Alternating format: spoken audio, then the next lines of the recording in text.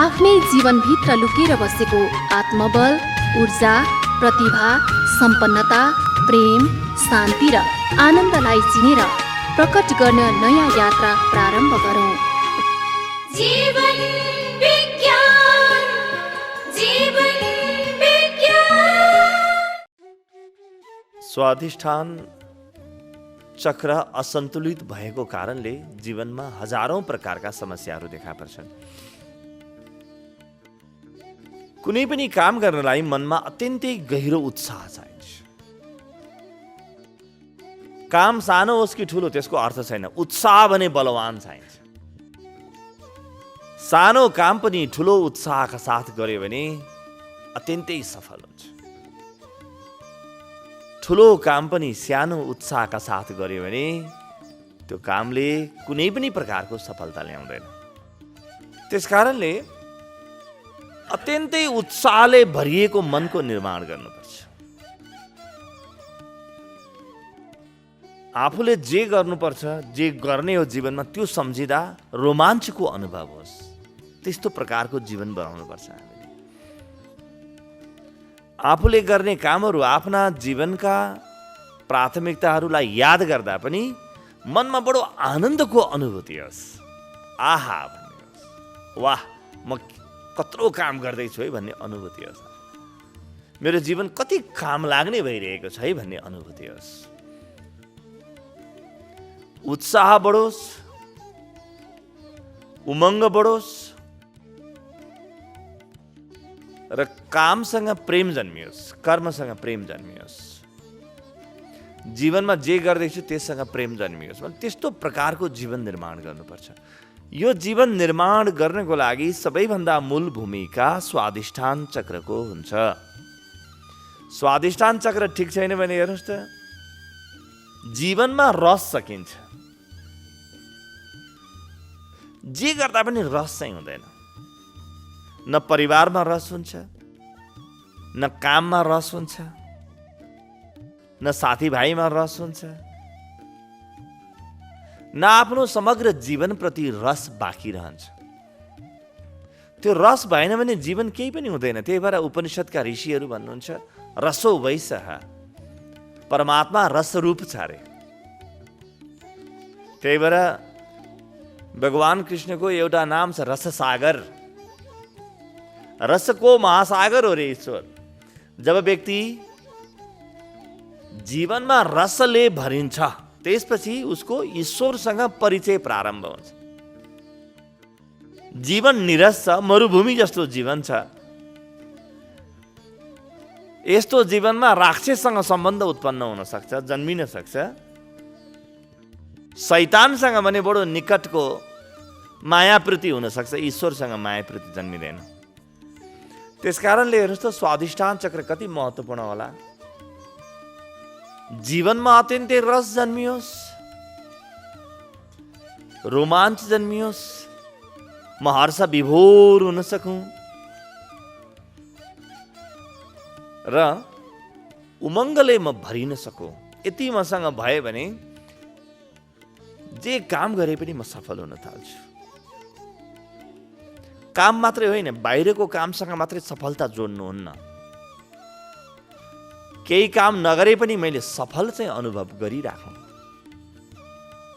त्यही भएर संस्कृतमा दुईटा शब्द छन्, अङ्ग्रेजीमा त जम्मा एउटा शब्द छ। सफलताको लागि सक्सेस भनिन्छ, सक्सेसफुल। सफल भनेको सक्सेसफुल। तर संस्कृतमा दुईटा शब्द छन्, एउटा छ सफल, अर्को छ सुफल। सफल मात्रै भएर हुँदैन, सुफल हुनुपर्छ। सुफल भनेको जीवनमा फल लागोस्, जीवन फलीभूत होस्।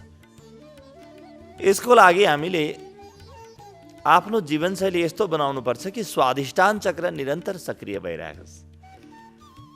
त्यहाँबाट सुफलता फलोस्, रस जन्मियोस्, उमङ्ग जन्मियोस्। जतिखेर सुकै सुखको अनुभूति, सुखानुभूति जन्मियोस्। यी कुराहरू अमृत जस्तै हुन्, ध्यान दिनु होला। जीवनको अमृत हुने यिनीहरू। र स्वाधिष्ठान चक्र ठिक हुने व्यक्तिले जीवनमा अमृतको अनुभव गर्दछ। कुनै प्रकारको उत्साह मर्दै मर्दैन त अमृत भएन, नमर्ने कुरालाई अमृत भनिन्छ। जे मर्दैन के कुरामा ध्यान दिने हामी अलि विस्तृत रूपमा यसको चर्चा गर्नेछौँ। सबैभन्दा पहिलो हो कि म जे गर्दा पनि सुखको अनुभूतिका साथ मात्रै गरौँ। हाम्रो त बानी कतिसम्म बिग्रियो भने पूजा गर्दा पनि सुखको अनुभूति गर्दैनौँ, पूजालाई पनि काम बनाइदियौँ। पूजा गर्दाखेरि बडो हतार हुन्छ कतिखेर पूजा सक्ने भन्ने। यो देउता खुसी भयो कि भएन, ऊ देउता खुसी भयो कि भएन। देउता त्यतिखेर मात्रै खुसी हुन्छ जब देउतालाई चढाउने व्यक्ति खुसी छ।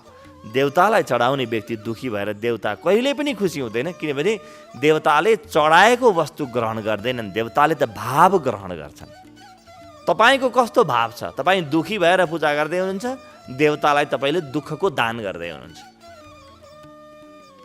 जे दियो त्यही बढ्छ। What goes around comes around. जे दियो त्यही बढ्छ। विश्वास नलागे बाहिर बजारमा गएर कसैलाई गाली गरेर हेर्नुहोस् त। तपाईँ एक गाली गर्नुहोस्, 1000 गाली फिर्ता आउँछन्। यो जीवनको नियम हो। जे रोप्यो त्यही फल्छ। मन्दिरमा हामी के रोपिरहेका छौँ? पूजामा हामी के रोपिरहेका छौँ? पूजा सकिस् भनेर सोच्छौँ हामी एकअर्कालाई। पूजा कहीँ सक्ने कुरा हो? पूजा कुनै काम हो? पूजामा त मान्छे बिग्रियो भने अरू ठाउँमा कहाँ सुध्रेला? मान्छेलाई सुधार्ने व्यवस्था गरिदिएको पूजा, त्यही मान्छे बिग्रियो। स्वाधिष्ठान चक्र बिग्रिएपछि यो व्यक्तिले राम्रो भन्ने केही पनि गर्नै जान्दैन। जे गर्छ नराम्रो मात्रै गर्छ। धमिलो पानी जति ठाउँमा म खनाउँ न धमिलो नै खनिने त हो नि। मूल धमिलो भएपछि बाँकी रहेको सङ्लो हुन कठिन छ। सबैभन्दा पहिले ध्यान दिने कि म जे गर्दैछु आजबाट सुखको अनुभूतिका साथ गर्छु। म हतार गरेर गर्दिनँ, म फटाफट सक्न खोज्दिनँ, सुखका साथ गर्छु। यो गर्नलाई के गर्ने? बाटोमा हिँड्दै हुनुहुन्छ, कहीँ पुग्नु छ मलाई ठिक छ, तर पुग्ने हतार नगर्ने, बाटोको आनन्द लिने, प्रक्रियाको आनन्द लिने, प्रोसेसको आनन्द लिने, पुग्नुमा होइन। जसले उपलब्धि वा लक्ष्य वा सफलताको मात्रै आनन्द लिन सिकेको छ, यो व्यक्ति जीवनमा तहस नहस भएर सकिन्छ।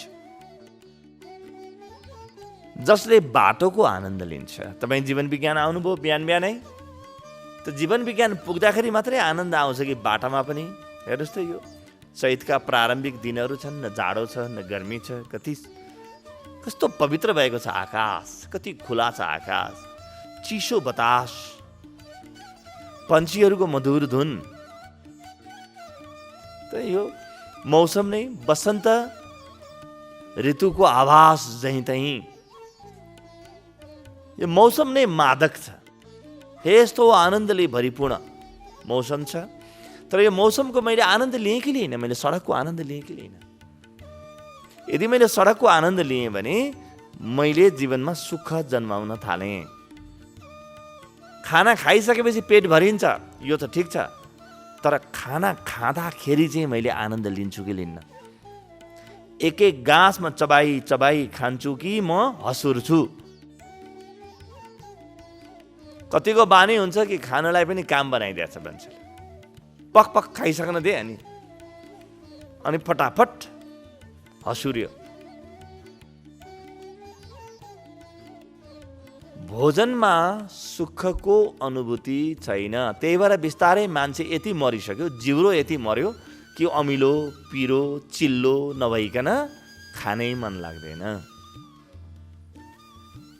यदि अमिलो पिरो चिल्लो मन पर्छ भने यति बुझ्नु होला, तपाईँको जिब्रो चाहिँ मरिसक्यो। तपाईँले आफ्नो जिब्रोको हत्या गरिदिनु भयो। स्वादका केन्द्रहरू, टेस्ट बड्सहरू मरे।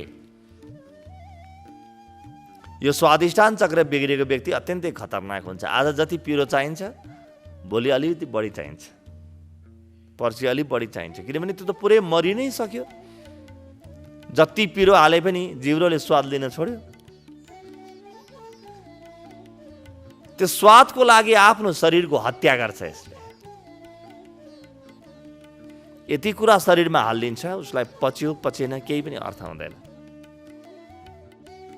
र खाना पचाएर पोषण बनाउनु पर्छ भन्ने पनि थाहा हुँदैन। खानाले मलाई पोषण दिनुपर्छ भन्ने कुरातिर ध्यान जाँदैन। त्यसकारणले पहिलो सूत्र हो कि मैले सुखको अनुभूति गरौँ। भोजन गर्दा पनि सुखको अनुभूति गर्ने। पानी पिउँदा हेर्नुहोस् त, पानी पिउँदा अमृत पिएको अनुभव हुनसक्छ। मात्र पानी पिउनु पनि संसारमा महान कर्म हो। बिस्तारै आनन्द लिएर स्वाद लिएर पानी पिइरहेको छ कि छैन, त्यसकारणले पानी पिउनु भन्नु गलत हो। नेपाली शब्द बडो प्यारो छ, पानी खाने हो, भोजन पिउने हो। भोजनलाई चबाई चबाई रस बनाएर पिउने, पानी चाहिँ बिस्तारै खाने। भोजन पिउने, पानी खाने, बिस्तारै बिस्तारै खाने। स्वाद लिली, स्वादको मैले अनुभूति गरौँ भित्र। स्वादले सुख जन्माउँछ। जे पनि म गर्छु, म लुगा लगाउँछु बिस्तारै लगाऊ। लुगा लगाइसकेपछि राम्रो देखिने होइन, लुगा लगाउँदा लगाउँदै आफूलाई त्यो सुखको अनुभूति होस्। म कसैसँग कुरा गरिरहेको छु, दुई प्रकारका मान्छे हुन्छन्। एउटा मान्छे जसलाई अत्यन्तै बोल्न हतार छ। बोल्न हतार भएको मान्छे बडो दुखी मान्छे हो। यो जिन्दगीमा कहिले पनि सुख पाउँदैन यो मान्छेले। किनभने नि बोल्न हतार भएको मान्छेले संवादको आनन्द लिन जान्दैन। पुरा मजा त सुन्नुमा छ, बोल्नुमा छैन। त्यसकारणले मुख एउटा दिएको अवस्थामा हामीलाई दुईटा कान दिएको छ। 2 गुणा बढी सुन भनिएको। जति बोल्छौ त्यसको 2 गुणा सुन, अथवा जति सुन्छौ त्यसको आधा मात्रै बोला, आधा भन्दा पनि कम बोला। संवाद के हो, विवाद के हो? जहाँ मलाई बोल्न रहर छ, बोली बोली अरूलाई जित्नुपर्छ भन्ने छ, त्यहाँ विवाद मात्रै जन्मिन्छ। जहाँ मलाई बोल्नु आवश्यकता छैन, मलाई सुन्नमा आनन्द आउँछ, त्यहाँ संवाद जन्मिन्छ। त्यसकारणले पति पत्नीको बिचमा हेर्नु, पतिले बोल्दाखेरि पत्नीले सुन्ने आनन्द लिन्छन् कि लिन्नन्, र पत्नीले बोल्दाखेरि पतिले सुन्ने आनन्द लिन्छ भने यिनीहरूको प्रेमले उचाइ लिन्छ। अब तर दुईटैलाई आफ्नो कुरो सुनाउन हतार छ भने अब यहाँ कलह सुरु भएछ भन्ने बुझे हुन्छ। र सुनाउने, आफ्नो कुरा अरूलाई सुनाउने हामीलाई यति धेरै हतार भएको छ कि बिस्तारै बिस्तारै मैले बढी बकबक गर्न थालेको भएर मेरो कुरा कसैले पनि सुन्दैन जस्तो लाग्न थाल्छ। तपाईको कुरा नसुनेको होइन, तर तपाईको बोली नै यस्तो छ कि कति सुने कति गर्ने। अर्काले पनि त बोल्न पाउनु पर्यो नि त। त्यसकारणले संवाद वा कम्युनिकेसन त्यो ठाउँमा मात्रै हुन्छ जहाँ आफ्नो कान मात्रै होइन, हृदय खोलेर सुनिन्छ। अरूको कुरा सुन्न थाल्यो, हृदयपूर्वक सुन्न थाल्यो भने रस जन्मिन्छ। बोल्दाखेरि कहिले पनि रस जन्मिन्न जीवनमा। बोल्नु त अहङ्कारको रस हो, सुन्नु सुखको रस हो। त्यसकारणले बोल्दा पनि प्रक्रियाको आनन्द लिने, सुख भइरहेको छ कि छैन।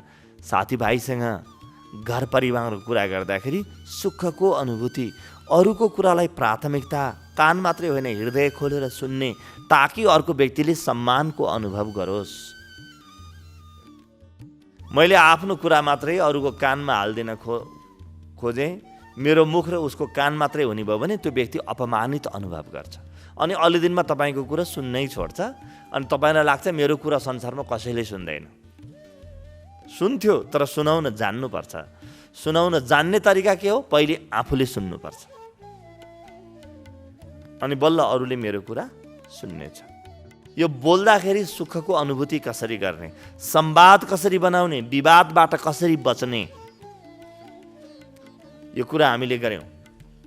विवादले पुरै परिवार समाज तहस नहस बनाएको छ। आज कुनै पनि भेला सम्मेलनमा गएर हेर्नुहोस् त, जम्मैलाई बोल्नै हतार छ। ज्ञान कति पो छ र हामीसित के बोल्ने हो? ज्ञान भएको भए त जीवन उज्यालो हुन्थ्यो त। ज्ञानी व्यक्ति कस्तो हुन्छ? जसको जीवन उज्यालो छ, अनुहारमा आभा छ, हृदय बडो शान्त छ।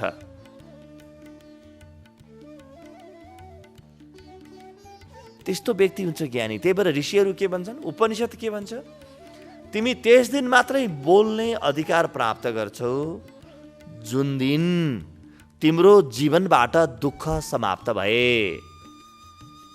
तिम्रो जीवन दुःखले भरिपूर्ण छ भने तिमीले अरूलाई केही पनि सिकायो भने दुःखै सिकाउनु त हो नि, अरू के सिकाउँछ? मसँग जे छ मैले त्यही बाँड्ने त हो नि अरूलाई। मसँग नभएको कुरा कसरी बाँडौँ? मेरो झोलामा स्याउ छ, तपाईँलाई म सुन्तला कसरी दिउँ? जीवनमा दुःख छ, बोले भने दुःख बढ्छ। आजसम्म त म मात्रै दुखी थिएँ, बिस्तारै अरू सबैलाई दुखी बनाउन थाल्छु। त्यस कारणले हेर्नुहोस् त, यो उपनिषदको भनाइ कति प्यारो, कति सान्दर्भिक छ। बोल्ने हक त्यो व्यक्तिलाई मात्रै छ जसको जीवनका दुःख आफैले समाप्त पारिसक्यो। दुःखबाट फुत्त बाहिर जो निस्कियो ऊ बोलोस्, सुनाओस्, आफ्ना कुराहरू राखोस्। उसका कुराहरू सुन्ने योग्य छन्, मनन गर्न योग्य छन् र ग्रहण गर्न योग्य छन्। किनभने यी कुराहरू गहिरो सुखको केन्द्रबाट जन्मिएका छन्। आनन्दको केन्द्रबाट जन्मिएका कुराहरू मात्रै गहकिला र गतिला हुन्छन्। त्यो सुखको अनुभूति, हिँड्दाखेरि सुखको अनुभूति गरौँ, बस्दाखेरि सुखको अनुभूति गरौँ, वरिपरि के छ त्यसको आनन्द लिउँ। म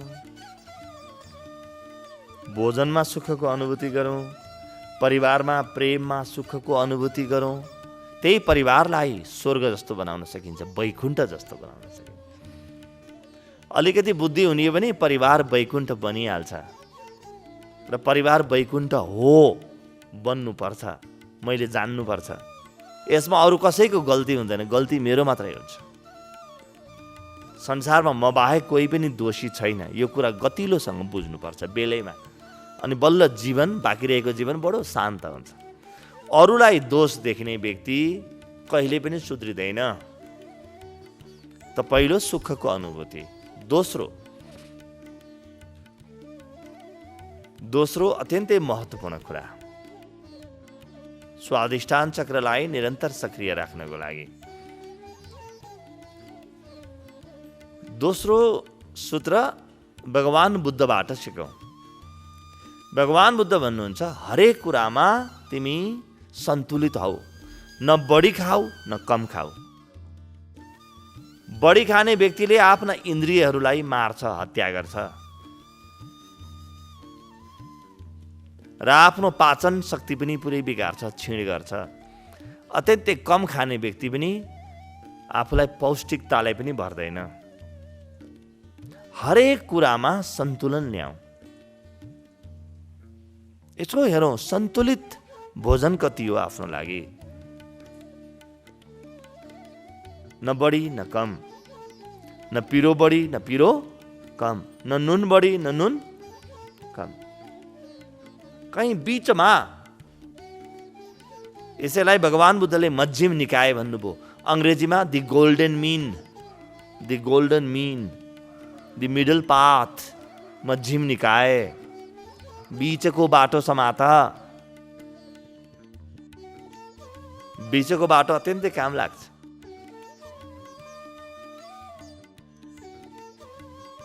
हरेक विषयमा काम लाग्छ। न म बढी काम गरौँ, अत्यन्तै बढी काम गरौँ कि मसँग परिवारको लागि पनि समय नहोस्, न यति आलस्य गरौँ कि मेरो जीवनका आवश्यकता पनि म पूर्ति गर्न नसकौँ। सन्तुलित ब्यालेन्स्ड काम गरौँ।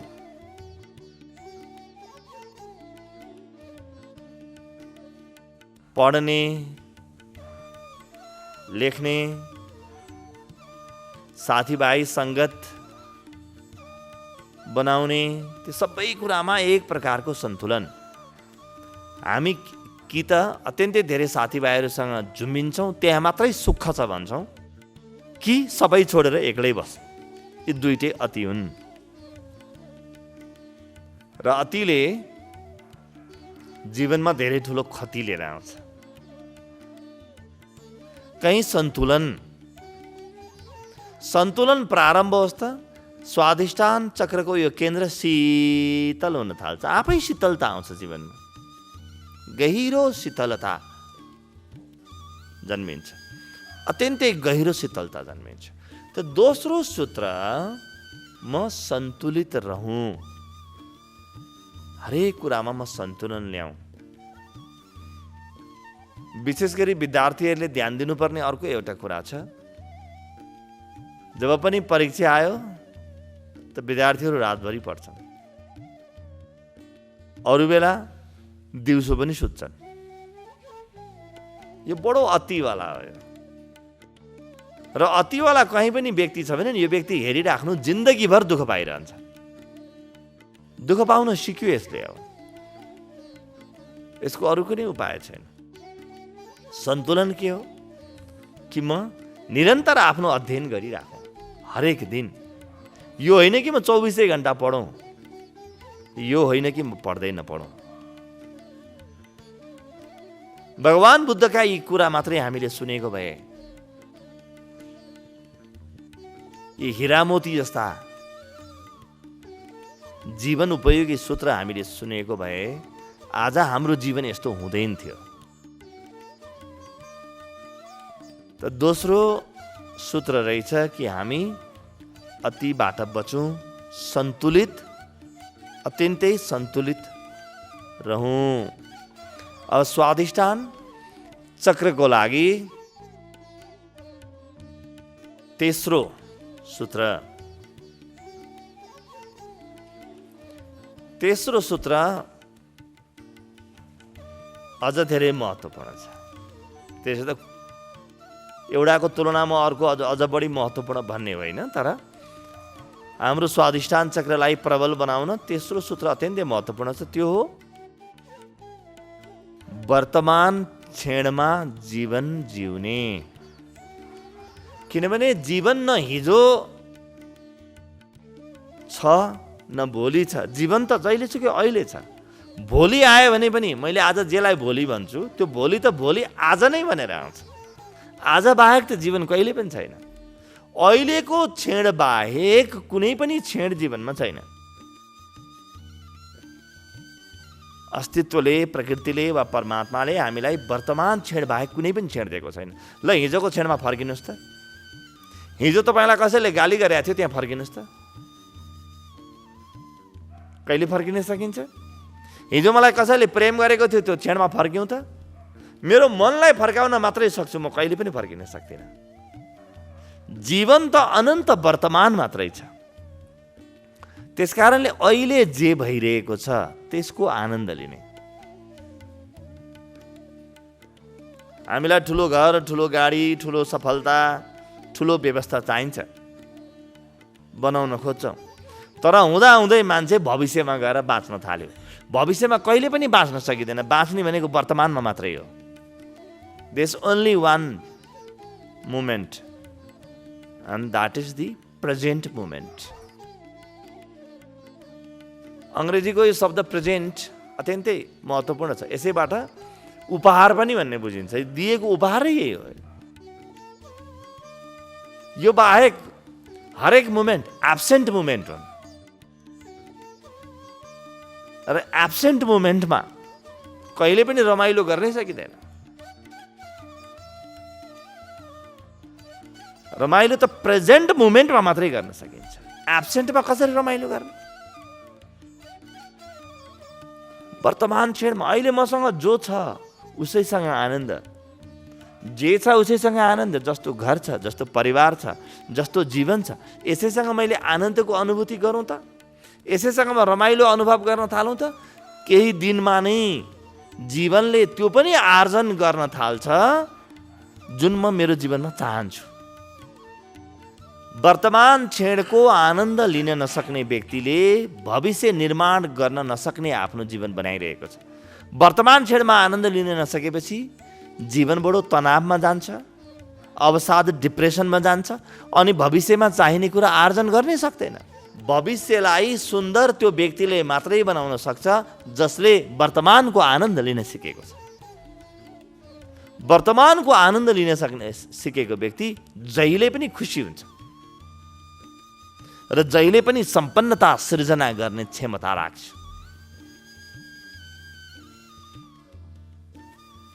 यो क्षणमा मेरो वरिपरि जे छ, यो क्षणमा मसँग जे छ, मसँग जो छ, यो क्षणमा म जहाँ छु त्यही छु, त्यसैसँग राजी हौँ। म राजी भएँ, वर्तमान क्षणसँग म राजी भएँ भने मलाई संसारमा कसैले पनि दुखी बनाउन सक्दैन।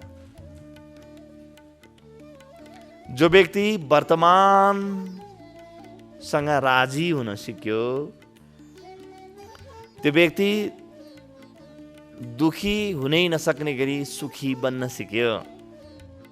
अध्यात्म र व्यवस्थापन मानव मनोविज्ञान सनातन र नवीनतमको सङ्गम जीवन विज्ञान सनातन र नवीनतमको सङ्गम जीवन विज्ञान।